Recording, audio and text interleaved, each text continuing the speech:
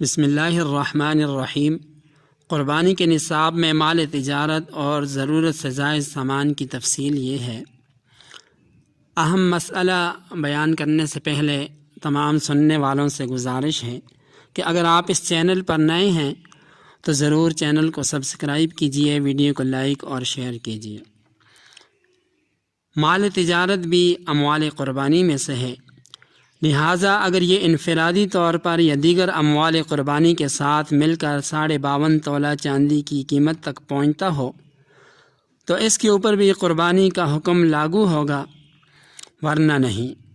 یاد رکھیں، تجارت چاہے چھوٹی سطح کی ہو یا بڑی سطح کی ہو، تجارت کسی بھی چھوٹی چیز کی ہو یا بڑی چیز کی ہو، تجارت چاہے گھر میں ہو، دکان میں ہو یا فیکٹری میں ہو یا دفاتر میں ہو، ہر صورت تجارت پر قربانی کا حکم لاگو ہوگا۔ اب مال تجارت سے کیا مراد ہے؟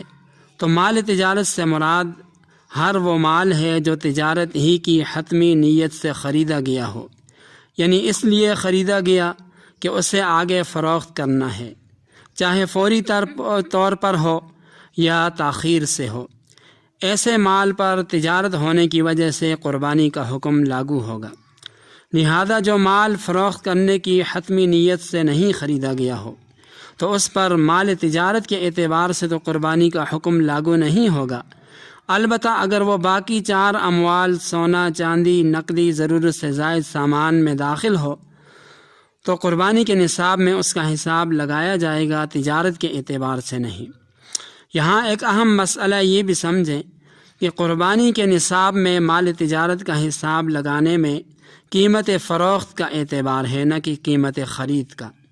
لہٰذا دکان، فیکٹری میں موجود کل مال تجارت کا قیمت فروخت کے حساب سے حساب لگایا جائے گا۔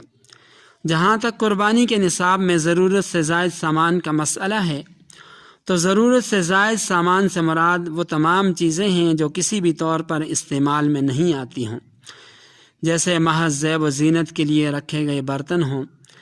اسی طرح وہ چیزیں جو گھروں کے اندر، دکانوں کے اندر، فیکٹریوں کے اندر پرانی اور خراب ہونے کی وجہ سے ویسے ہی پڑی ہوں اور وہ قیمت بھی رکھتی ہوں، جیسے لوہے کا کباڑ وغیرہ، یا گھر کے اندر زائد فرنیچر وغیرہ ہے۔ اسی طرح گھر کے اندر زائد تھان ہیں کپڑے کے یا بستر ہیں جو کسی بھی طور پر استعمال نہیں آتے، تو ان تمام چیزوں کو بھی قربانی کے نصاب میں شامل کیا جائے گا۔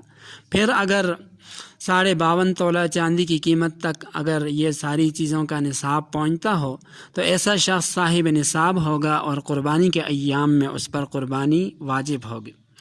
آخری گزارش یہ ہے کہ یہاں ہر مسئلے کی مکمل اور پوری تفصیل بیان کرنا مقصود نہیں، صرف موٹے موٹے مسائل بیان کرنا مقصود ہے۔ ہاں، اگر کسی کو مکمل تفصیل چاہیے تو اس کے لیے کمنٹ سیکشن میں ضرور آپ سوال کیجئے، ہم آپ کے سوال کا جواب ضرور دیں گے۔